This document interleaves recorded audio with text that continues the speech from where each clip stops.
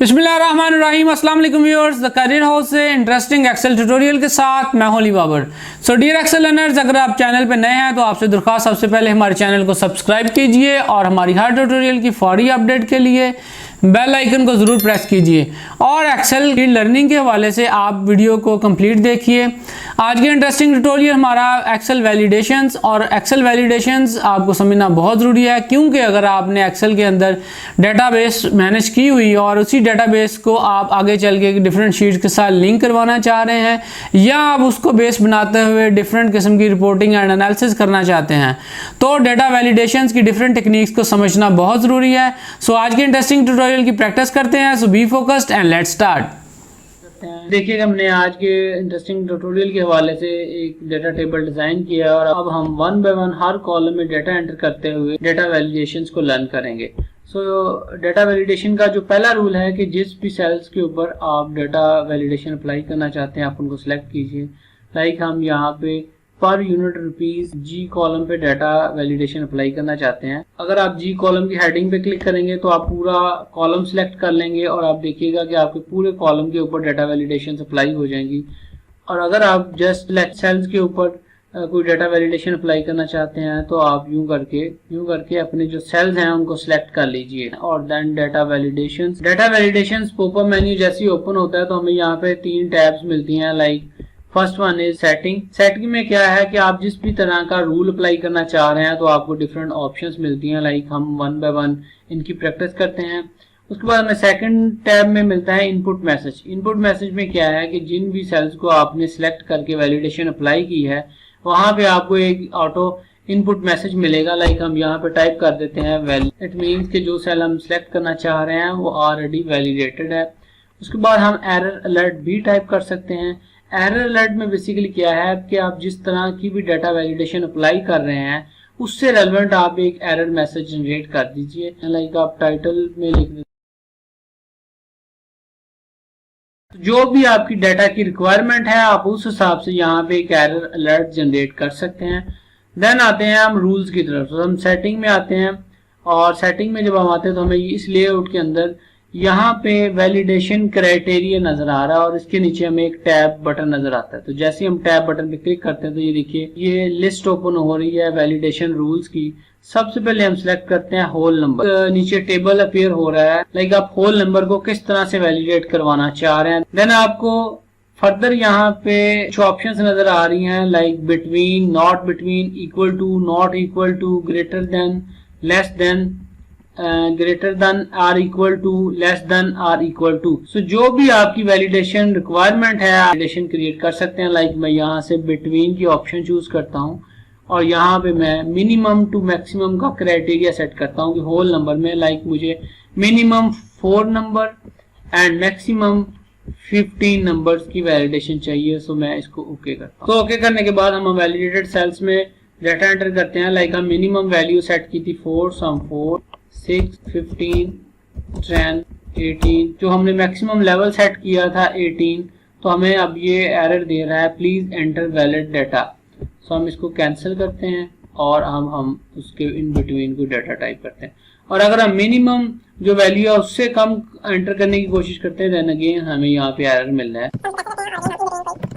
सो अब हम एक प्रोडक्ट के यूनिट्स ऐड करते हैं और हम उसके लिए कॉलम सेलेक्ट करते हैं एफ यूनिट्स कॉलम और डेटा वैलिडेशंस, और यहाँ से हम सिलेक्ट करते हैं डेसिमल पे क्लिक करते हैं तो अगेन हमें वही ऑप्शंस, हम बिटवीन की ऑप्शन चूज करते हैं और अब हम यहाँ पे डेसिमल क्रिएट करते हैं। लाइक अब हम यहाँ से प्रोडक्ट यूनिट सेट करते हैं और हम अज्यूम कर लेते हैं कि हमारे प्रोडक्ट यूनिट्स 1.0 टू 10.0 तक हैं। तो हम इसको ओके करते हैं और यहाँ पे हम एरर अलर्ट जनरेट कर देते हैं।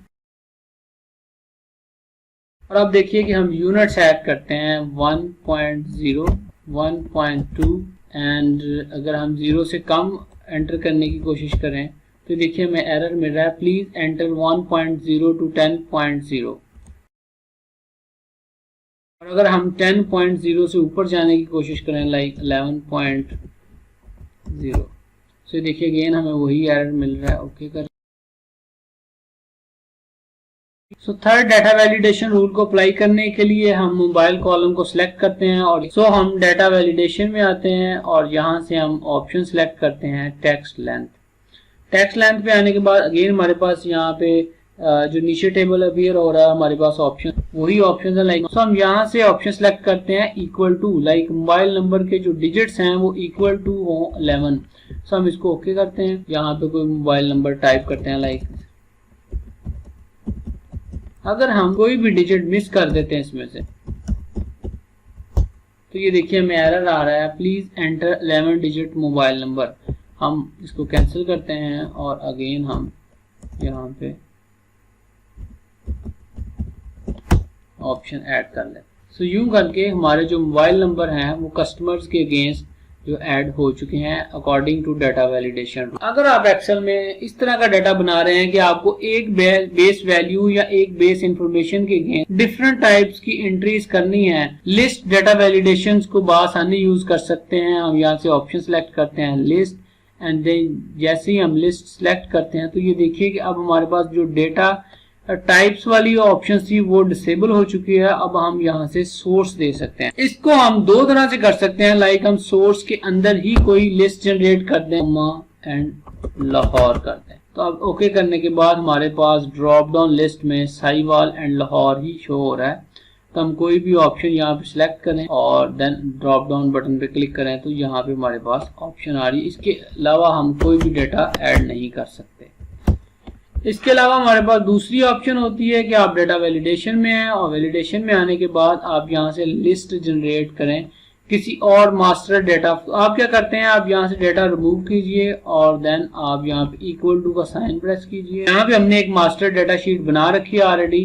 हमारे पास सिटीज की लिस्ट है तो हम यहाँ से सिटीज की लिस्ट वाले कॉलम का यहाँ से रेफरेंस दे देंगे और हम इसको ओके करेंगे। देखिए कि हमारी जो सिटी लिस्ट है वो यहाँ पे अपेयर हो रही है या कोई भी सिटी है हम इस यहाँ से ड्रॉप डाउन लिस्ट से कॉपी कर सकते हैं। और लिस्ट डेटा वैलिडेशन में जब एक दफा आप कुछ सेल्स में डेटा एंटर कर लेते हैं और नेक्स्ट एंट्री पे आप जब जस्ट फर्स्ट एलिमेंट्स ऐड करते हैं तो यहाँ पे आपको सजेस्टेड डाटा वैलिडेशन मिल जाती हैं और आप बआसानी जो है अपना डाटा एंटर कर सकते हैं। और टाइम को भी बआसानी आप डाटा वैलिडेशन में मैनेज कर सकते हैं। हम टाइम कॉलम को सिलेक्ट करते हैं डेटा वैलिडेशंस और जैसे ही हम सिलेक्ट करते हैं एनी वैल्यूज और अब हमारे पास यहाँ पे टाइम की ऑप्शन आ रही है, लाइक हम टाइम को सिलेक्ट करते हैं। अगेन हमारे पास डाटा डिफरेंट टाइप्स ऑप्शन, तो हम यहाँ पे ऑप्शन सिलेक्ट करते हैं बिटवीन और अब हम यहाँ पे स्टार्ट टाइम देते हैं लाइक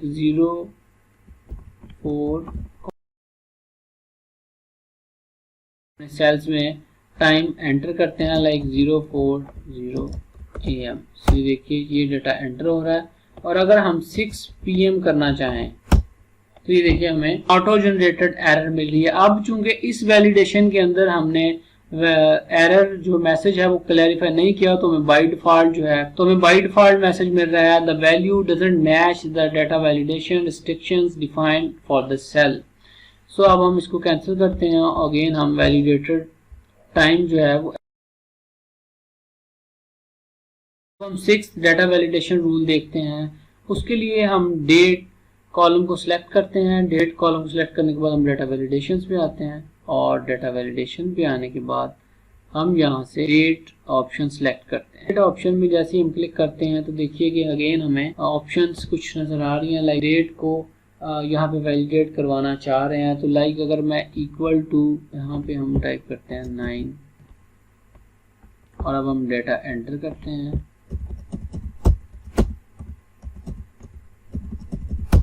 तो ये देखिए जैसे ही हमने आज की डेट के अलावा कोई डेट एंटर करना चाहिए तो हमें डाटा एंटर करने का हमें डाटा एंटर करने की ऑप्शन नहीं मिल रही।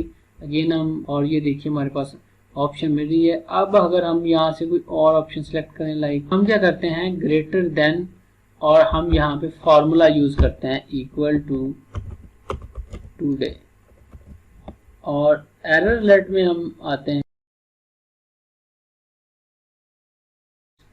ओके करेंगे तो ये देखिए कि अब हमें यहाँ पे डाटा एंटर करना है, लाइक हम आज की डेट में डाटा एंटर करते हैं। आज चूँकि ये कम सितंबर है तो ये देखिए हमें ऑप्शन मिल रही है प्लीज एंटर फ्यूचर डेट्स। अब हमें यहाँ पे फ्यूचर डेट्स को ऐड करना है। तो ये देखिए हमें फ्यूचर डेट्स जो हैं वो ऐड हो रही हैं। सो अब हम इसको ड्रैग और यूँ करके हमने अपनी डेट्स जो हैं वो डाटा वैलिडेशन के साथ ऐड कर ली है। सो डाटा वैलिडेशन में एक चीज़ समझने वाली बहुत है। मैं अगर आपने किसी और वर्कशीट से डाटा कॉपी करके डाटा वैलिडेशन वाले सेल में पेस्ट करना चाहें तो जो डाटा वैलिडेशन हैं वो काम नहीं करेंगी। लाइक मैं अपनी मास्टर शीट पे आता हूँ और मैं यहाँ से कुछ डाटा कॉपी करता हूँ। कॉपी करने के बाद हम अपने डाटा वैलिडेटर सेल्स में आके इसको कंट्रोल वी करते हैं। तो ये देखिए इन सेल्स पे डाटा वैलिडेशन जो है बाईपास होकर डाटा ऑटोमेटिकली पेस्ट हो चुका है। लेकिन अगर हम इसमें कोई चीज़ टाइप करना चाहें, अगेन हमें डाटा वैलिडेशन को ही मद्देनजर रखना होगा और हमें सो डियर एक्सेल लर्नर्स, उम्मीद है हमारा आज का ट्यूटोरियल आपको एक्सेल डाटा वैलिडेशंस अंडरस्टैंड करने में बहुत हेल्पफुल होगा। इसकी प्रैक्टिस कीजिए और वीडियो को आपके सोशल कॉन्टैक्ट्स में जो लोग भी माइक्रोसॉफ्ट एक्सेल स्किल सीखना चाहते हैं उनके साथ शेयर कीजिए और कमेंट बॉक्स में अपनी कीमती राय से हमें आगाह कीजिए। और अगर आप हमें अपना वीडियो फीडबैक भी शेयर करना चाहते हैं तो काइंडली हमें व्हाट्सएप नंबर पर शेयर कीजिए। इंशाल्लाह अगले इंटरेस्टिंग ट्यूटोरियल में आपसे फिर मुलाकात होती। तब तक के लिए खुदा हाफिज़।